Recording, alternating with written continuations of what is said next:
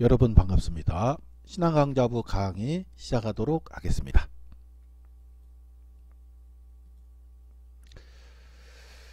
네, 저희는 현재 성경 배경 역사를 함께 공부하고 있습니다. 지난 시간에 비옥한 초승달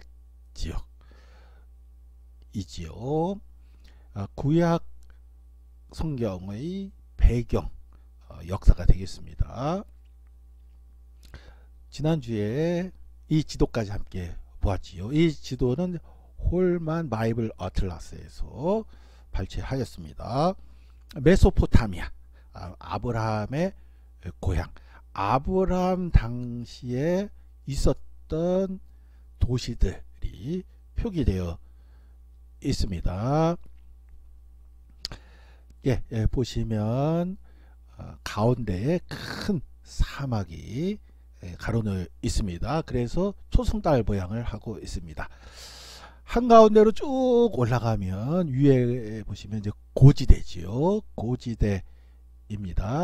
글자가 조금 작습니다만은 고지대 한가운데에 아라랏산이 표기되어 있습니다. 아라랏산, 노아죠. 노아 홍수 아라랏산이 되겠습니다. 역시 홀만 바이블 어틀라스에서 발췌한 지도가 되겠습니다. 아브라함의 이동 경로가 표시되어 있습니다. 오른쪽 하단에 우르가 있습니다. 우르가 바로 아브라함이 태어나서 자란 고향이다 라고 할 수가 있습니다.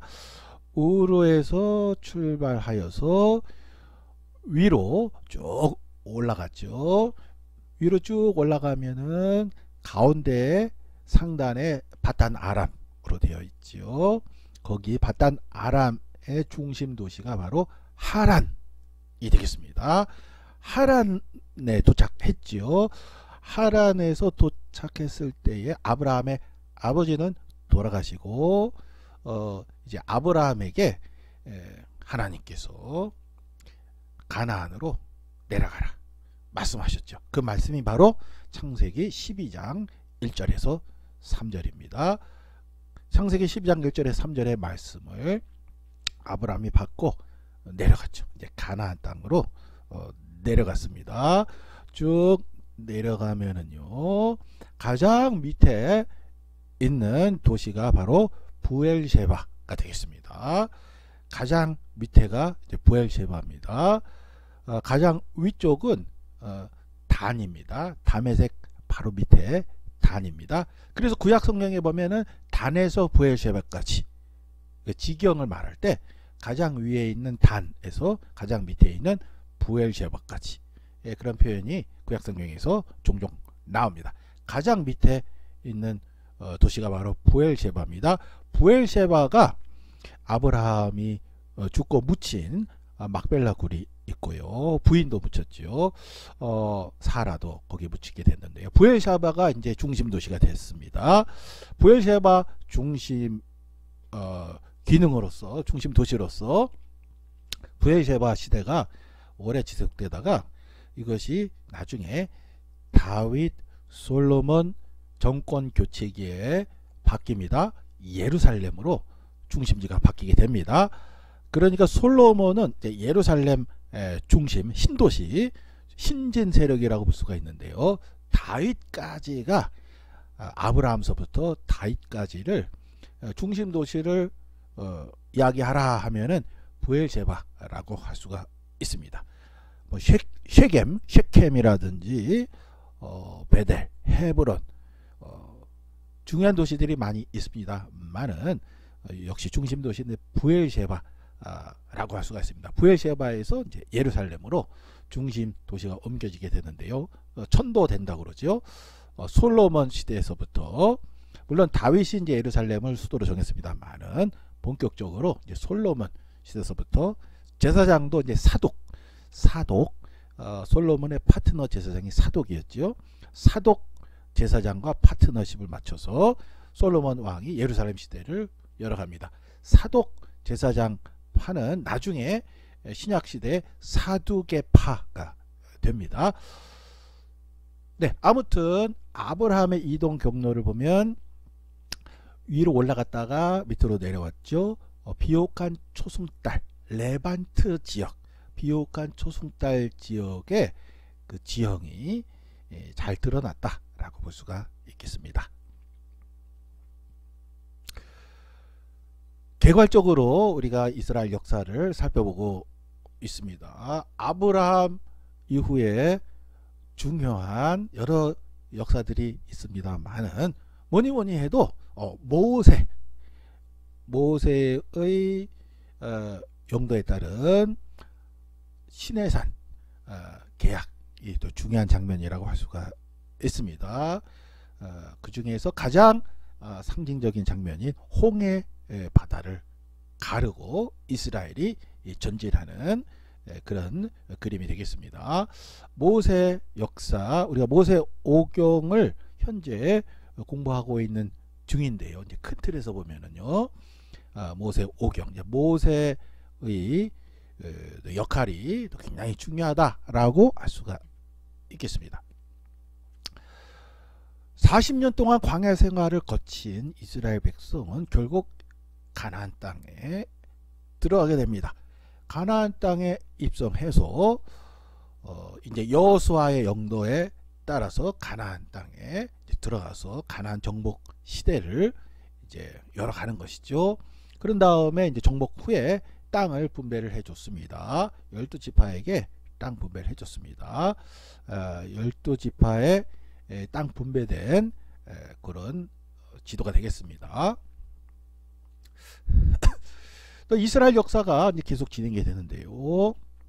사사 시대를 거쳐서 이제 왕정 시대가 열리게 됐죠. 물론 최초의 왕은 사울 왕이었죠. 그러나 왕조를 이어가지는 못했습니다. 다윗이 왕조를 이어가게 됐습니다. 다윗 왕조 너무나도 중요합니다. 왜냐하면은 신약 시대에서 예수님을 가리켜서 다윗의 자손 예수여 라고 외치거든요. 그것은 이제 다윗 왕조를 지칭하는 표현입니다. 따라서 다윗이 왕조를 열어갔다 하는 것은 굉장히 중요한 의미가 있습니다. 우리가 잘 아는 성경 단락이죠. 다윗과 골리앗의 싸움인데요. 다윗과 골리앗의 싸움, 스포츠 경기에서도 많이 언급하는 그런 표현이죠. 다윗과 골리앗의 싸움인데요. 여기서 우리가 알 수 있는 것은 블레셋의 등장을 우리가 잘 알 수가 있습니다. 물론 블레셋은 이미 창세기에서부터 블레셋은 이제 언급이 되고 있습니다. 그런데 다윗 시대 때부터 블레셋이 강력한 경쟁자로 등장을 했습니다. 블레셋이 그렇게 강력했었던 이유는 무엇이었을까요? 블레셋은 큰 틀에서는 히타이트족입니다. 지중해에 여러 민족들이 있었는데요. 그 중에 히타이트족입니다. 히타이트족은 어떤 특성이 있었냐면요. 지중해에 여러 가지 문화들이 있었는데요. 크레타 문화도 있었고, 이오니아 문화도 있었고, 아카이아 문화도 있었고, 미케네, 그리스 트로이 원정했던 미케네 문명도 있었고, 도리아 문명도 있었고 많이 있었습니다. 그 중에 히타이트 문명은 어떤 특징이 있냐면요, 철기 문화를 가지고 있었습니다. 철기. 그러니까 다른 민족들은 구리, 청동기 시대였는데 히타이트족은 이제 철기 문화를 가지고 있었습니다. 그러니까 쇳덩어리로 무기를 만드는 겁니다. 청동으로 만든 칼이랑 쇳덩어리로 만든 칼이랑 싸우면 누가 이기겠습니까? 당연히 철기가 강력하죠. 지금 2021년 현재까지도 철기 문화로 문화권을 분류하고 있죠. 다 철로 빌딩을 짓거나 집을 짓거나 비행기를 만들거나 자동차를 만들 때 다 철로 하지 않습니까? 철기 문화가 강력할 수밖에 없었죠. 청동으로 만든 칼이랑 창 가진 사람들하고 상대가 안 되겠죠. 쇳덩어리가 가진 사람이 이기겠죠. 블레셋이 히타이트족으로서 철기 문화를 가지고 왔기 때문에 강력할 수밖에 없었습니다. 히타이트족이 여러 군데로 퍼져갔는데요. 이쪽 이스라엘 쪽에 와서는 이제 블레셋이라는 이름으로 활약을 했습니다. 철기 문화를 가지고 있었기 때문에 비록 소수였고 적은 지역에 있었습니다만은 강력할 수밖에 없었던 거죠. 그래서 블레셋 하면은 벌벌 떨 수밖에 없을 정도로 작지만 강력한 힘을 갖고 있었습니다. 철기 문화를 바탕으로 하고 있었기 때문에 그렇죠. 구약 성경에 보면은 블레셋이 있었던 도시가 5군데가 있습니다. 가사, 가드, 아스돗, 아스글론, 에글론, 이렇게 5군데의 블레셋 도시가 언급이 되어 있는데요. 그 중에 가사 첫 번째로 항상 언급이 되고 중요한 도시입니다. 가사, 가드, 아스돗, 아스글론, 에글론, 이 5도시 가운데 첫 번째인 가사는 지금까지도 그 도시의 역사를 이어가고 있습니다. 가사 도시를 지금 현재 가자지구라고 지칭하고 있습니다.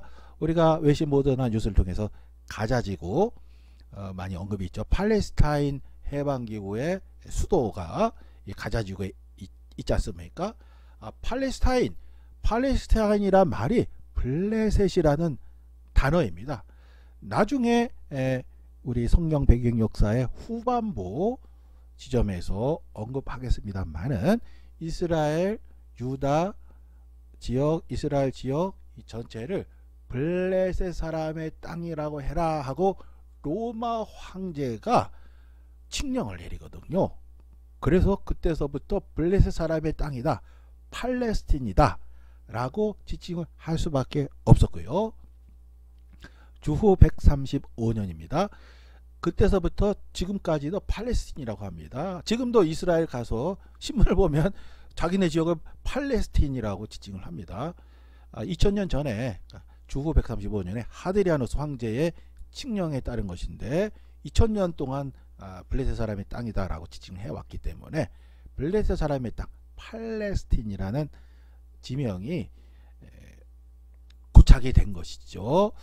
아무튼 팔레스틴이라는 말 안에도 이제 블레셋이라는 단어가 사용이 됐기 때문에 블레셋이란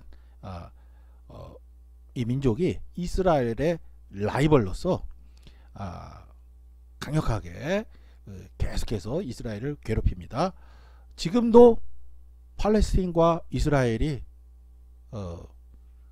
계속 전쟁을 하지 않습니까? 팔레스타인과 이스라엘의 그 각축이 계속 외신 보도에 나올 정도니까요.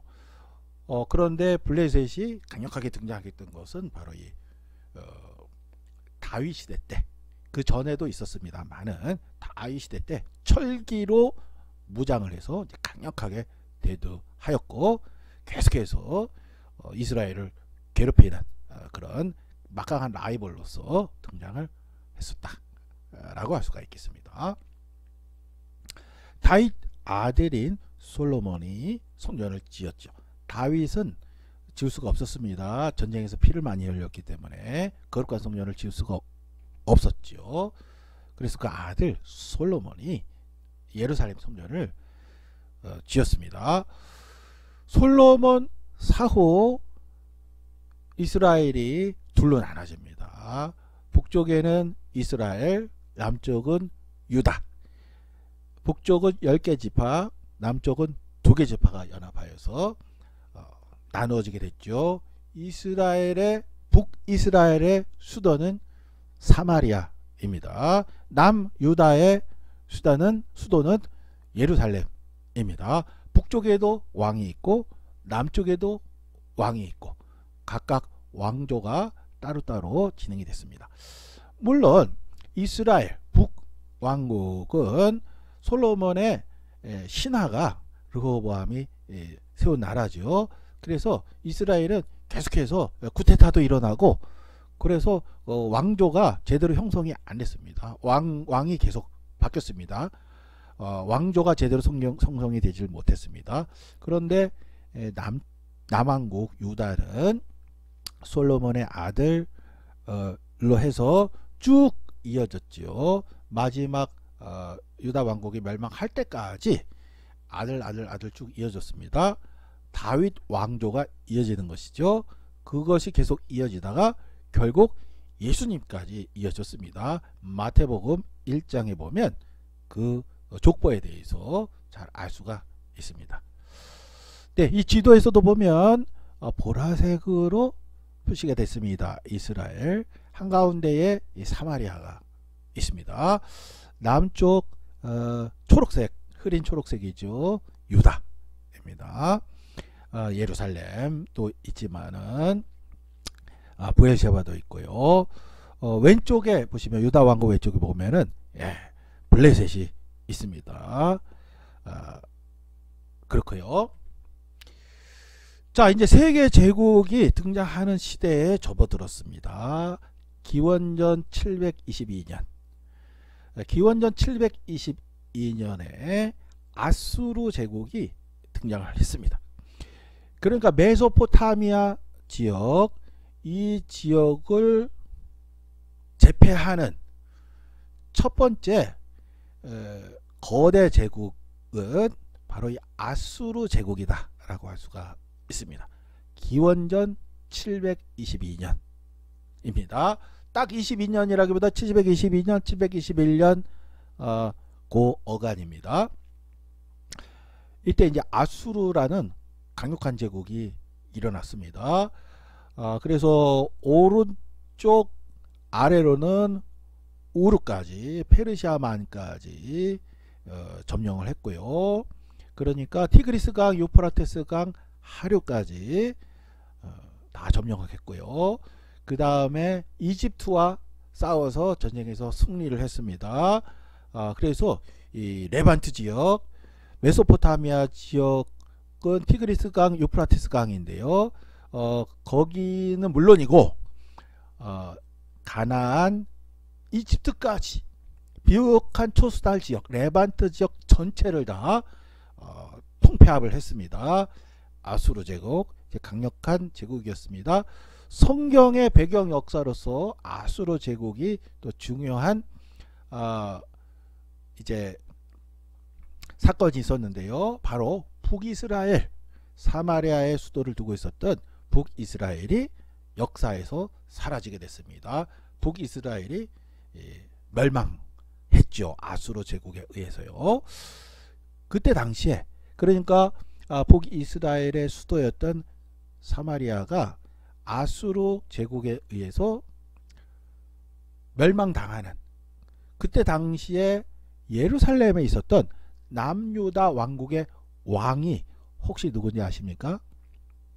북이스라엘 멸망당할 때 간이 콩알만해져서 예루살렘 성문을 굳게 잠그고 벌벌 떨고 있었던 남유다의 당시의 왕은 누구였는지 혹시 아십니까? 예, 히스기야. 우리가 너무나도 잘 아는 히스기야 왕이었죠. 히스기야 왕이었고요. 그 옆에 있었던 파트너 제사장이 예언자가 누구였습니까? 예, 이사야. 우리가 너무나도 잘 알고 있는 이사야, 예레미야, 에스겔 할 때 그 이사야입니다. 그렇게 구약 성경에서 정말 중요한 인물들이 이때 당시에 살았던 사람들입니다.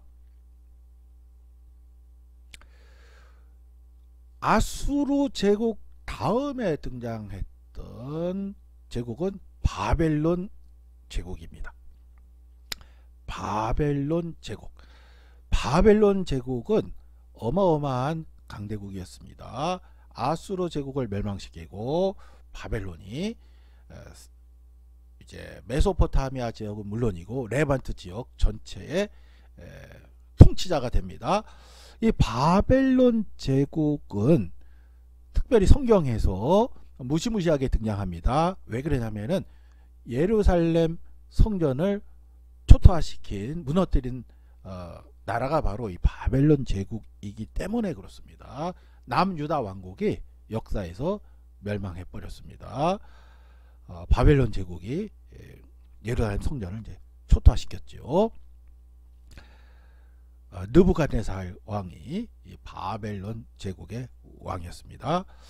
물론 고대 바벨론, 후대 바벨론 이렇게 표기하기도 합니다. 고대 바벨론은 느부갓네살 왕이 창건한 바벨론이 아니고요. 더 옛날에 기원전 5000년에 한참 오래전이죠. 바벨론 제국이 있었습니다. 거기에 유명한 왕이 있죠. 함무라비 대왕.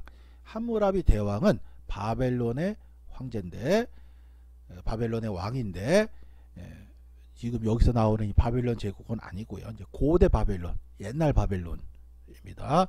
여기 바벨론은 함무라비의 바벨론에 그것을 이어가고자 이름을 바벨론이라고 붙인 그런 제국이었던 것이죠.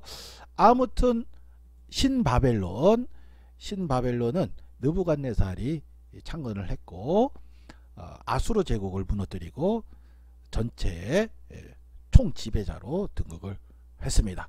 예루살렘 성전이 멸망당하고 유다 왕국을 멸망시키고, 그리고 유다 사람들을 포로로 잡아간 그런 제국이 되겠습니다. 그 다음은 바사 왕국이라고 성경에서 번역되었는데요. 페르시아죠.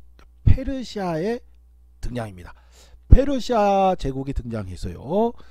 그 전에 아수르 제국이 점령했던 지역, 그것을 바벨론이 모두 다 접수를 했고요. 그것을 또 모두 다 페르시아가 접수를 하게 됐습니다. 페르시아 제국이 등장해서 바벨론을 멸망시키고 페르시아가 최대 제국으로 등장을 한 것이죠. 물론 페르시아 단독으로 한 것은 아니고요. 메대 제국이 같이 합작을 했습니다.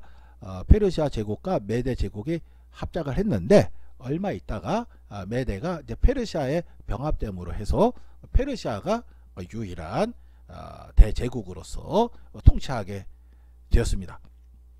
페르시아 제국의 통치 영토를 보면은 어마어마하지요. 이 페르시아 제국이 통치했던 이 시기에 성경에서는 또 중요한 일이 벌어졌습니다.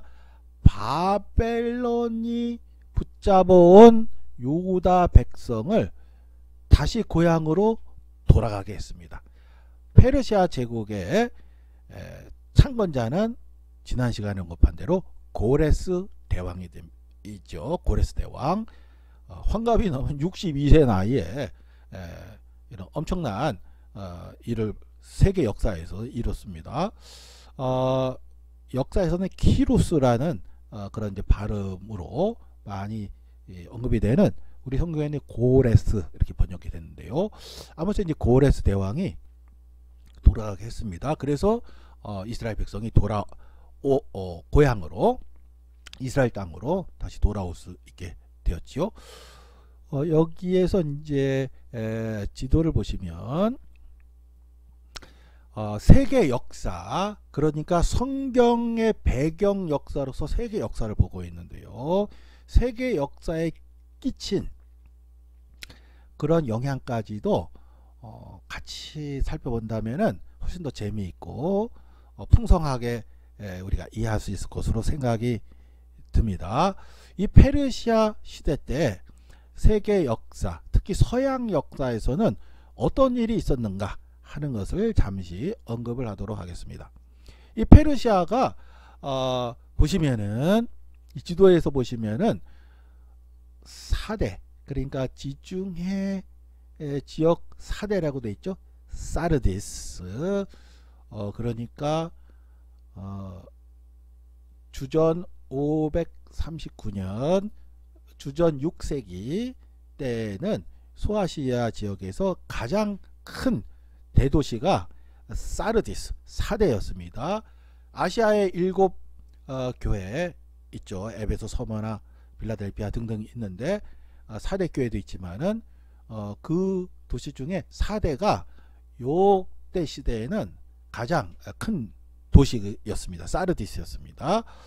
아무튼 거기까지도 점령을 했고요. 마케도니아 밑에 부분까지도 점령했는데요. 더 오른쪽 현재의 그리스, 그러니까 요 지역이 되겠습니다. 현재 그리스 쪽은 지금 이제 노란색으로 표시가 안 돼 있습니다. 왜 그러냐면은 이쪽 현대 그리스, 여기에 지금 아테네가 있거든요. 아테네가 있고 여기에 이어져 있는데 펠레폰네소스 반도라고 합니다. 여기서 서울서 1000안 정도 거리에 고린도가 있습니다. 아테네, 고린도 이렇게 몰려있는 폴리스들이 몰려있는 요 지역 있습니다. 이 아테네가 중심 도시였는데 아테네 침공을 했지만 점령을 실패를 했습니다. 그것이 그리스 문명의 첫 출발이로 여겨지게 됐고 서양 문명의 첫 출발로 여겨집니다. 그러니까 유럽과 미국을 비롯한 서양에서는 페르시아의 침공을 막아냈다 하는 것이 자신들의 역사의 첫 출발로 서양에서는 이해를 하고 있습니다. 우리가 잘 알고 있는 역사적 사건들이 있었죠. 예를 들면은 기원전 490년에 마라톤 전투 있었죠. 2차 침공이었습니다. 크게 3차까지 페르시아가 침공을 했는데요. 2차 페르시아 침공 때 기원전 490년에 마라톤 전투가 있었습니다. 마라톤 평원에서 전투를 했는데 결국에는 페르시아가 졌죠. 그래서 이제 돌아가게 됐는데요. 전쟁에서 이겼다 하는 거를 노심초사 기다리고 있던 아테네 시민들에게 빨리 알려줘야 되겠다 하고 42.19km를 달려가서 우리가 마라톤 전투에서 기적처럼 이겼습니다 얘기하고 죽었다고 하는데요. 그것을 길어서 이제 마라톤 경주를 지금 하고 있죠. 코로나19 때문에 도쿄올림픽이 개최될지 안 될지 모르겠습니다만은 아무튼 이제 올림픽 경기에서도 그 맨 마지막 경기를 마라톤으로 하는 것으로 저는 알고 있습니다. 그만큼 마라톤이 중요한 전체의 마지막 경기니까요. 중요한 의미가 있는 이제 마라톤 전투도 페르시아의 침공을 막아냈다 하는 겁니다. 그리고 그 다음 3차 10년 후에 480년 기원전 480년에 페르시아가 3차 침공을 하였습니다. 이때도 다 아테네도 점령하고 다 점령했습니다. 아크로폴리스에 불을 지르기까지 했으니까요. 다 점령했는데 다 점령했다고 생각했지만은 이제 아테네 그리스 군인들이 배를 타고 숨어 있었죠. 그러다가 이 살라미스 해전, 세계적으로 유명한 세계 역사의 3대 해전이라고 하는데요. 살라미스 해전에서 기적적으로 페르시아 해군을 격파를 했습니다. 그래서 살아나게 됐죠. 이 3차에 걸친 페르시아 침공 중에 가장 결정적인 가장 위기였고 결정적이었던 전투가 3차였는데 이 살라미스 해전에서 기적적으로 승리함으로써 해서 그리스가 살아남았던 거죠. 그러는 바람에 서양 역사가 지금의 아랍 역사가 되지 않고 서양 역사가 이루어졌다라고 서양 사람들은 지금까지 2500년 동안 생각을 해오고 있습니다. 참고적으로 살라미스 해전에서 페트에서 물러나게 된 제3차 페르시아 침공했을 때 그때 페르시아 왕은 크세르크스 왕이었습니다. 크세르크스 왕이 침공했다가 실패하고 돌아가게 됐는데요. 그래서 크세르크스 왕을 우리 성경에서 구약 성경에 등장합니다. 구약 성경에서는 아하수에로라는 이름으로 등장합니다. 같은 사람입니다. 크세르크스 아하수에로 같은 사람입니다. 같은 사람인데요. 구약 성경에서는 아하수에로라고 등장합니다. 아하수에로 누구죠? 그렇습니다. 에스더의 남편인 것이죠. 그렇고 살라미스 해전에서 승리를 거뒀던 이쪽 그리스 쪽의 총사령관인 데미스토클레스는 그리스의 영웅, 최대 영웅으로 가장 존경받는 인물로, 테미스토클레스 가장 존경받는 인물로 기리게 되었습니다. 역사에서 또 흥미로운 장면이 또 하나가 있습니다. 페르시아에 관련해서요. 페르시아가 나중에 로마 시대에서도 로마한테는 이제 굴복되어 있었습니다만은 페르시아 입장에서는 굴복되어 있지 않았다라고 주장을 하고 있는데, 아무튼 로마의 결정적인 위협을 가한 적은 없었기 때문에, 아무튼 그렇던 이제 페르시아가 얼마 안 가서 페르시아가 역사에서 멸망당하는데, 페르시아를 멸망시킨 부족은 아랍 쪽입니다. 아랍 쪽이 갑자기 이 사막지대에서 나와가지고 유목민 출신이었는데 그 유명한 고대 제국 페르시아를 멸망시킵니다. 아랍 쪽이 등장하면서 이쪽 동아시아, 서아시아 쪽에서는 페르시아까지를 고대 역사, 아랍서부터는 고대 역사가 아니다 라고 한다고 그럽니다. 그쪽 역사에서는. 아무튼 페르시아까지는 아름다운 고대 역사로 간직한다고 하는데요. 페르시아 역사 후기 마지막 또 이런 이야기가 있다고 합니다. 페르시아 쪽은 현재 이란이고요. 바벨론은 현재 이라크 쪽입니다. 그래서 국가적으로 이라크라는 나라가 이제 바벨론을 위시해서 많이 내세우고 있고, 현재 이란이 그러니까 페르시아를 이제 거의 독점하다시피 해서 역사로 적통성을 이어받았다라고 이제 하고 있는데요. 아무튼 이란에서는 현재 이란의 초중고 학교에서 거의 10년 가까이 배우던 그런 공부 내용이 있다고 합니다. 현재 이란에서 그 어떤 이제 고대 소설이라고 하는데요. 거기에 바실라라고 등장을 한다고 그래요.